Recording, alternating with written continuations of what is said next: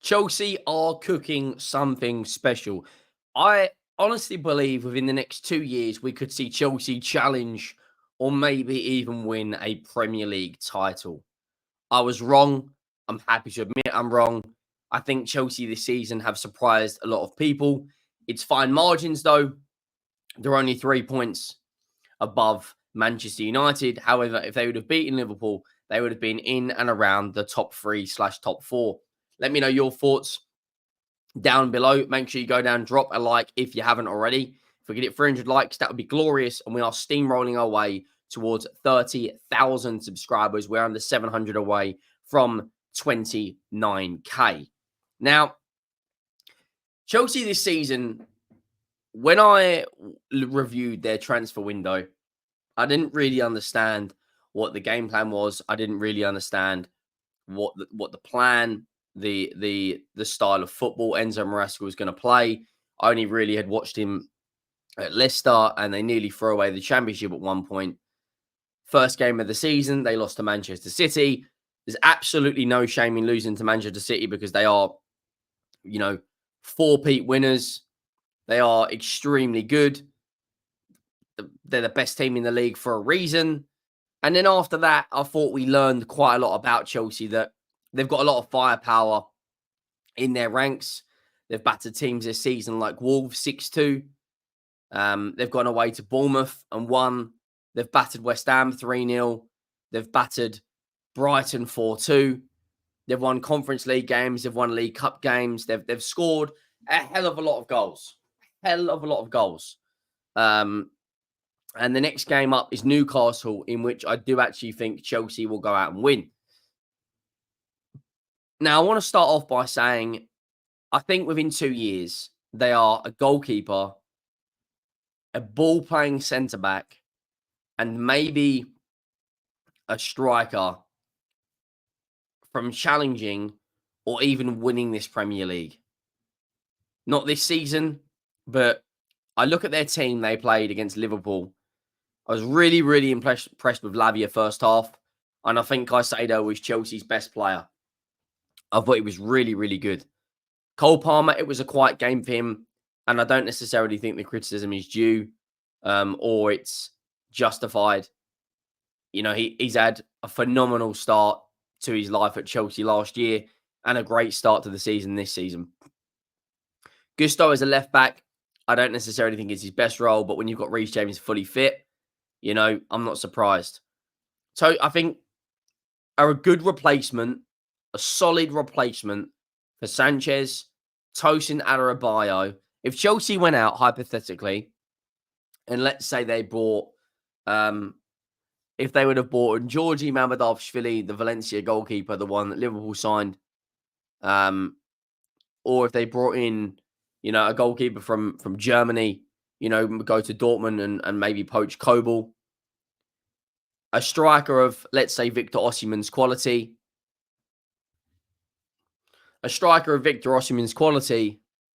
And a centre-back of a decent standard who is better than Tosin Adarabioyo.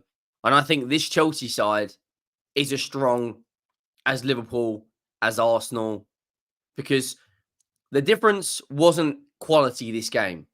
The difference was bozo moments. Bozo moments from Robert Sanchez, bozo moments from Tosin Adarabioyo. The quality, Lavia was superb in the first half. Caicedo, really, really good game.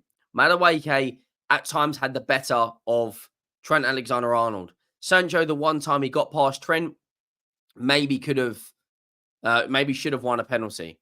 But the one thing Chelsea have got, which other teams don't have, is their bench is so strong. You got Joao Felix, Dewsbury Hall, Vega, Nkunku, Enzo Fernandez, Neto, and Badashili on the bench. You got from attacking options, you got Nkunku, Neto, Felix. Midfield options, you've got Fernandez, Dewsbury Hall. For defensive options, you've got Vega, Diassi, and Badashili. I think Chelsea's bench is stronger than Liverpool's bench. McAllister's fantastic. Luis Diaz is fantastic. Darwin Núñez, for me, at times is hit and miss. Joe Gomez, for me, at times is hit and miss. Chelsea have a stronger bench. What Chelsea don't have is Virgil van Dijk, Konate, and Alisson. And that was the difference. They don't make bozo moments. They're top of the league for a reason. Gravenberch, superb. Curtis Jones, superb this game. Chelsea have got so many goals in their locker. I think they will comfortably go out to Greece on Thursday and score 2 or 3 goals against Panathinaikos. Then on Sunday, I think they will comfortably score, 3 or 4 goals past Newcastle on Sunday. I haven't been hugely impressed with Newcastle, and I think it's a slippery slope where we could genuinely see him get sacked.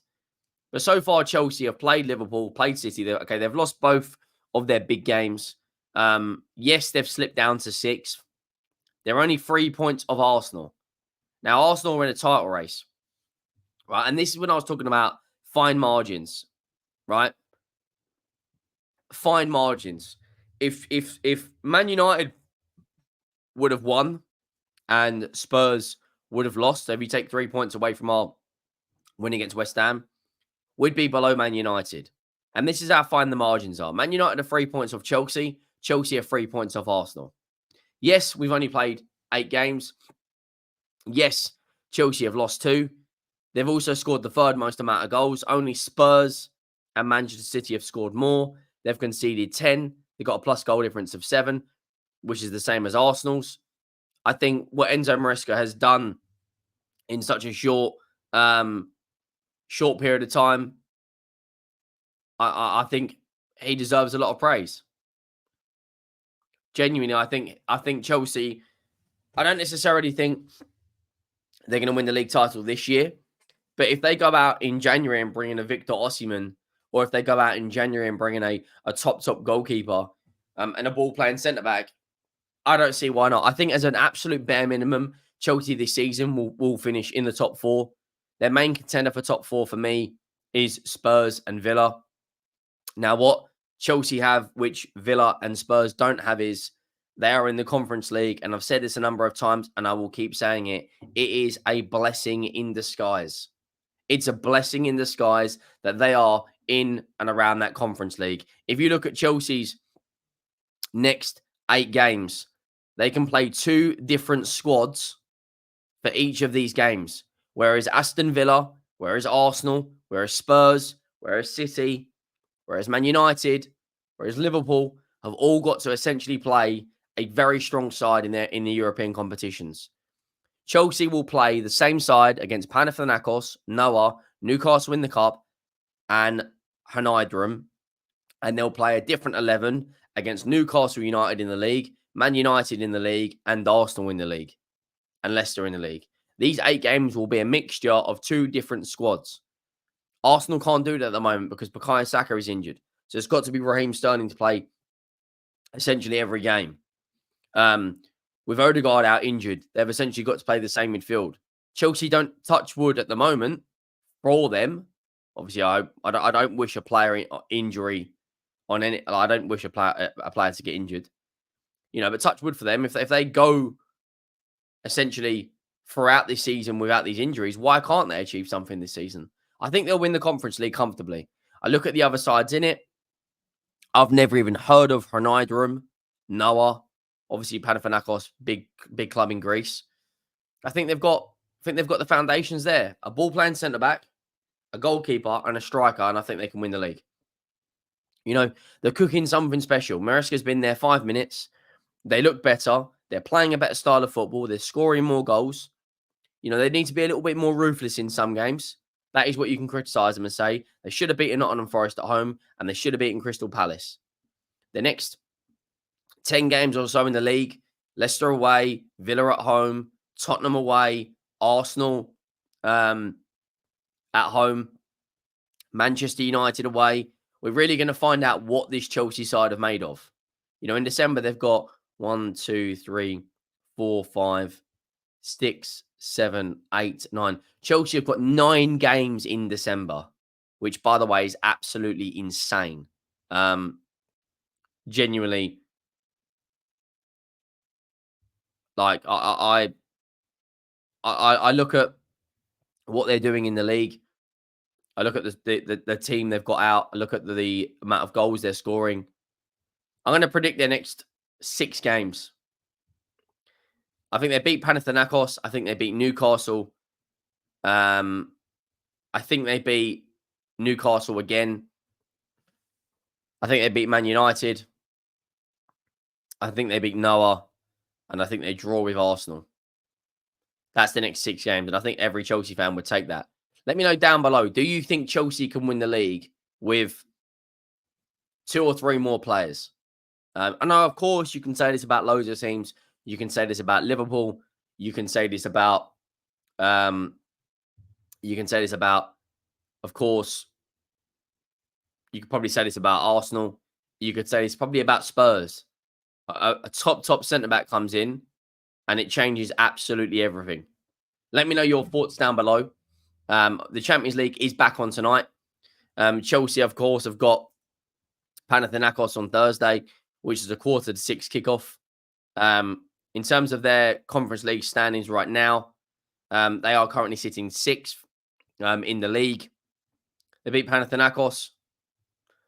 It's exactly the same sort of league format in the Conference League.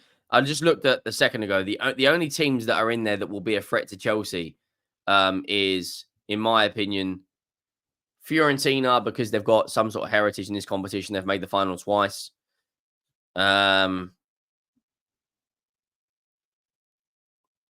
Real Betis. And that is it. That is it. Who's the French side in it? Who's the team from France in the Conference League? I don't even know. Istanbul, obviously from Turkey. Ghent. I don't think there is one. But look, there's not a huge amount of competition for them. They'll go and comfortably win that. Let me know your thoughts down below. Make sure you drop a like. Make sure you have subscribed. And I'll see you all soon. Thank you for watching. I am